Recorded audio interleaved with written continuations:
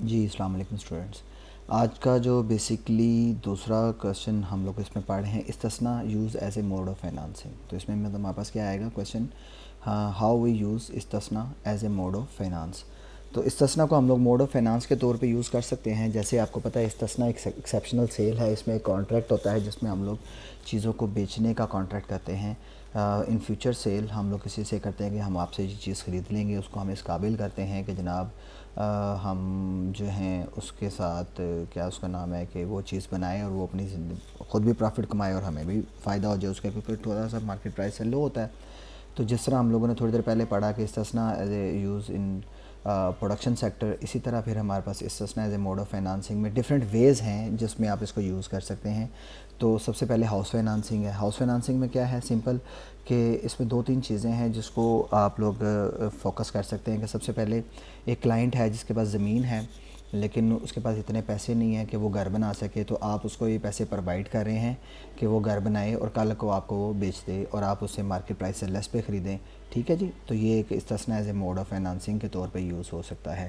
اور دوسرے نمبر پہ یہ بھی ہو سکتا ہے کہ جو کلائنٹ ہے اس کے پاس زمین بھی نہیں ہے، تو آپ اس کو زمین ایک اسپیسیفک پیس آف لینڈ دیتے ہیں اور جو ہے پیسے دیتے ہیں کہ وہ گھر بنائیں اور پھر آپ کو وہ بیچ دے. اس میں بندہ کہتا ہے کہ سر ہمیں کیا فائدہ ہوگا یا بینک کو کیا فائدہ ہوگا.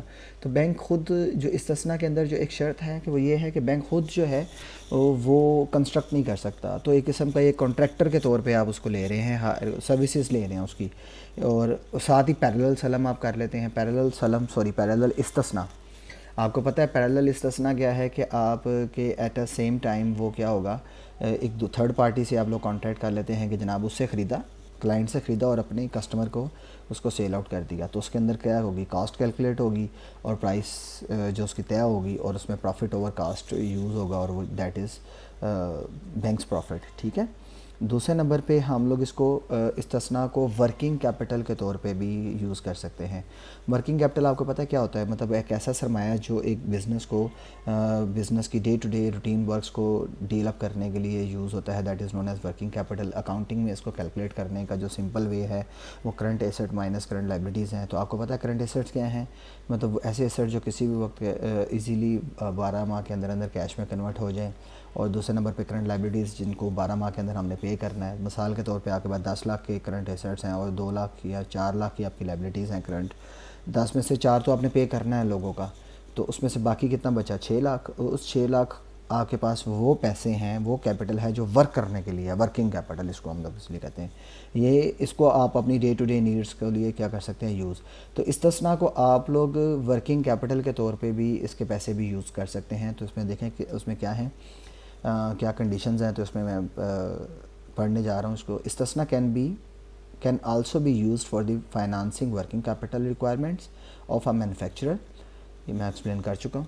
دی bank will order the manufacturer to manufacture certain specified goods. ہاں، بینک اس کو یہ کہتا ہے کہ جناب آپ یہ سرٹن اسپیسیفائڈ گوڈس بنائیں اینڈ پے دی استثنا price to the customer. Fine. Upon manufacturing the goods the customer will deliver the goods to the bank. مطلب یہ اسی طرح ہی ہے تقریباً جس طرح ہے مینوفیکچرنگ کے لیے ہم لوگ جب چیزیں دے رہے تھے، لیکن یہ ایک اسپیسیفکلی ہم اس کو ورکنگ کیپٹل کے لیے دے رہے ہیں. After taking position of the goods buyer will sell the goods in the market in the same price. For this purpose the bank may sell the goods directly to the appoint some agent. مطلب وہی parallel استثنا کر سکتا ہے. تو in short کے استثنا as a working capital use ہو سکتا ہے. اس کے بعد ہمارے پاس سملر پروجیکٹس کے لیے جو ہے استثنا میں بھی use for the similar like air condition کی انسٹالیشن، اور مطلب کوئی بھی چیزوں کے لیے یوز ہو سکتا ہے.